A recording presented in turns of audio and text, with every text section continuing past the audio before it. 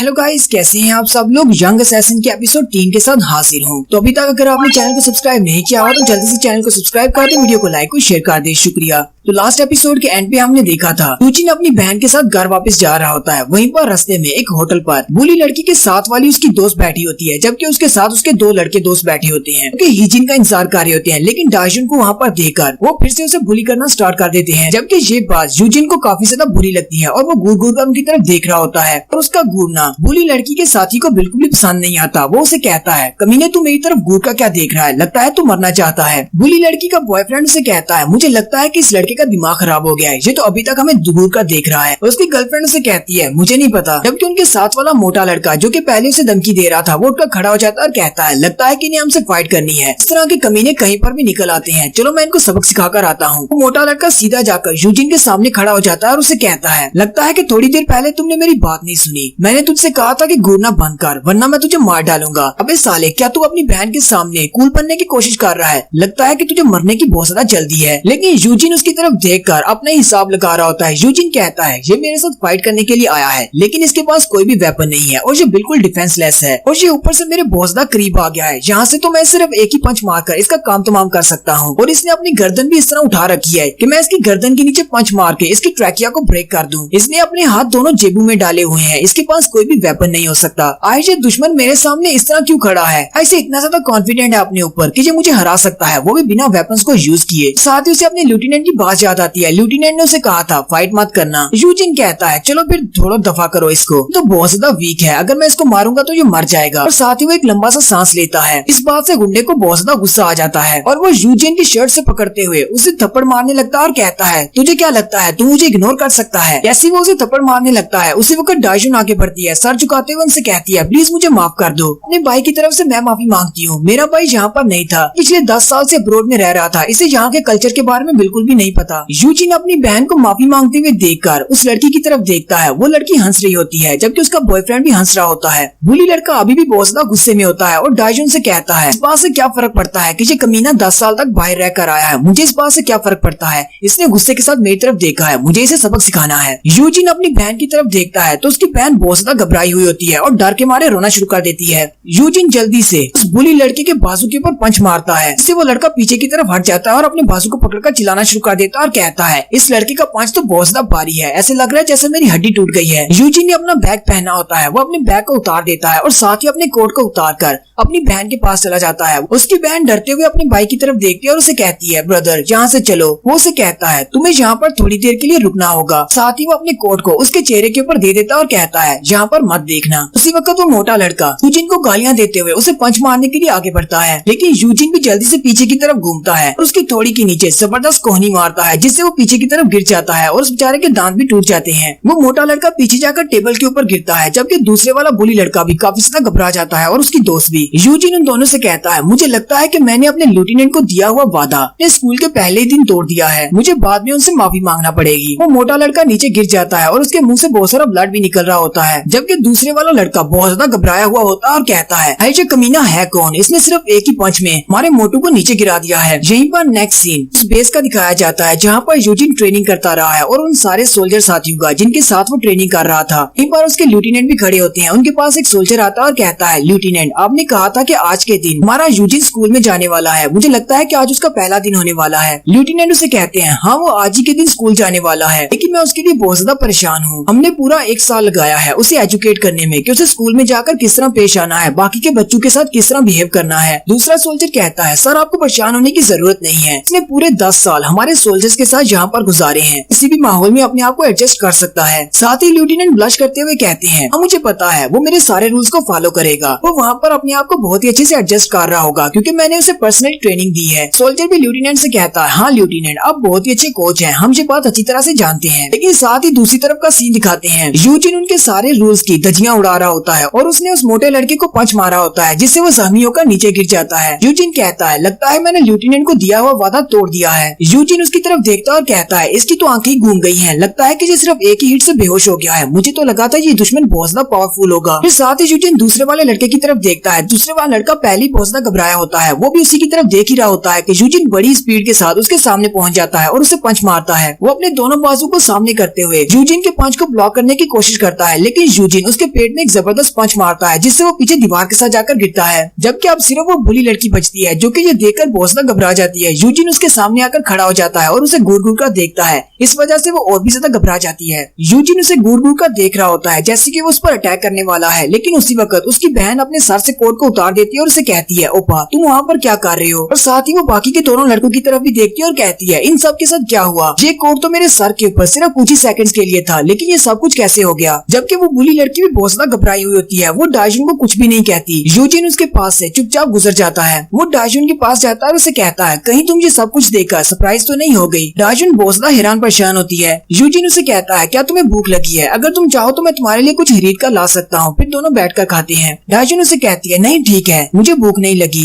Eugene उसे कहता है चलो फिर ठीक है, फिर घर चलते हैं, चलो घर चले। डाइजुन उसे कहती है ओपा तुम्हारा कोट। वो उसके हाथ से अपना कोट ले लेता है और कहता है तुम्हारा बहुत बहुत शुक्रिया। और वो अपनी बहन की तरफ बहुत ज्यादा मुस्कुरा कर देख रहा होता है कि वो बुरी लड़की देखकर कह रही होती है क्या ये वही लड़का है जो थोड़ी देर पहले यहाँ पर हम सबको पीट रहा था, लेकिन अब देखो ये कितना ज्यादा शरीफ बन गया है। फिर वो दोनों आगे की तरफ चलना शुरू करते हैं। डाइजुन उस बुरी लड़की की तरफ देखती है और उसे कहती है मैं वापस घर जा रही हूँ, जबकि यूजिन भी उसकी तरफ घूर कर देखता है। बुरी लड़की बहुत ज्यादा घबरा जाती है और उसे रोकने की कोशिश भी नहीं करती।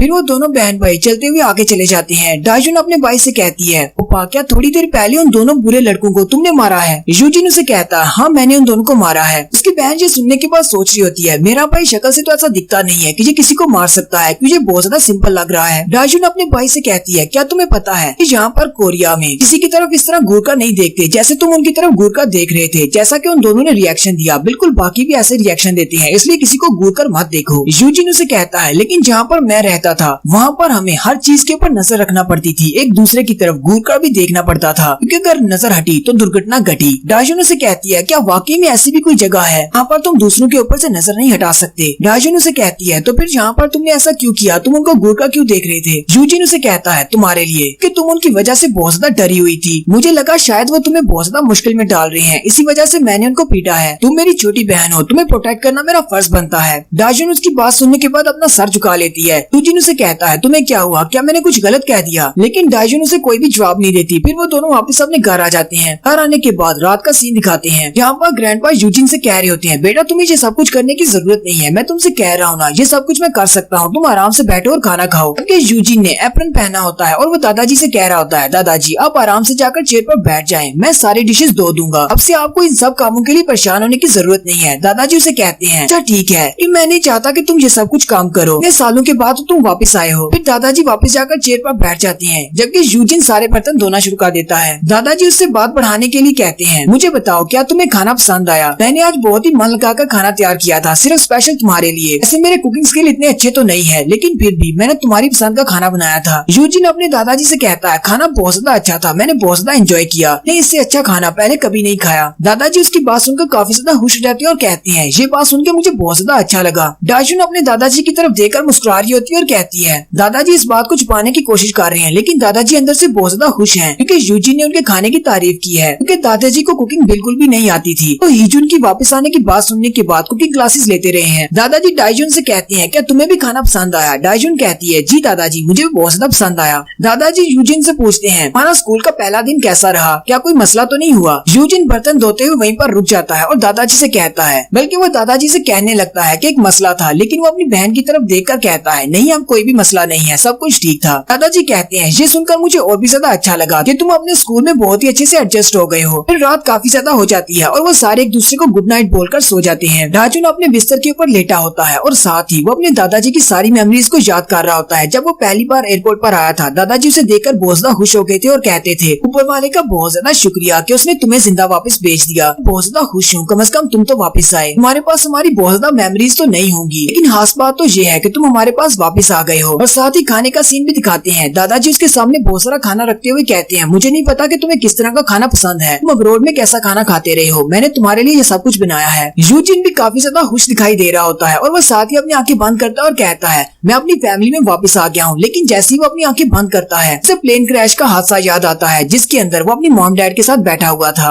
उस प्लेन के अंदर कोई तकनीकी खराबी आ गई थी। सारे लोग बहुत ज्यादा डर जाते हैं और वो सारे लोग ऑक्सीजन मास्क का इस्तेमाल कर रहे होते हैं। इसी प्लेन के अंदर यूजिन को भी दिखाते हैं, जो कि अपने मॉम डैड के साथ बैठा होता है। वो उसके मुंह पर ऑक्सीजन मास्क लगाते हैं और दोनों ही उसको अपनी बॉडी से कवर कर लेते हैं। और उसी वक्त दिखाते हैं कि वो जहाज नीचे जाकर क्रैश हो जाता है। ऐसे वो जहाज क्रैश होता है, उसी वक्त यूजिन फिर से उठकर बैठ जाता है। अपनी इन्हीं बैड मेमोरीज की वजह से यूजिन को कभी नींद नहीं आती। यूजिन जल्दी से उठकर बैठ जाता है और लंबे लंबे सांस लेना शुरू कर देता है। जब उसे रियलाइज होता है कि वो अपने घर में अपने रूम में बैठा है, वो कहता है ये तो एक सपना था। फिर वो टाइम की तरफ देखता है तो 7:10 बज चुके होते हैं, यानी कि उसके उठने का टाइम है। फिर उसे तैयार होकर स्कूल भी जाना है। यहीं पर हम लोग इस एपिसोड को एंड करते हैं। नेक्स्ट एपिसोड में कुछ बहुत ही मजेदार देखेंगे। एपिसोड की एक्सप्लेनेशन अच्छी लगी हो तो कमेंट करके जरूर बताइएगा। चैनल को सब्सक्राइब कर दे, वीडियो को लाइक और शेयर कर दे। शुक्रिया।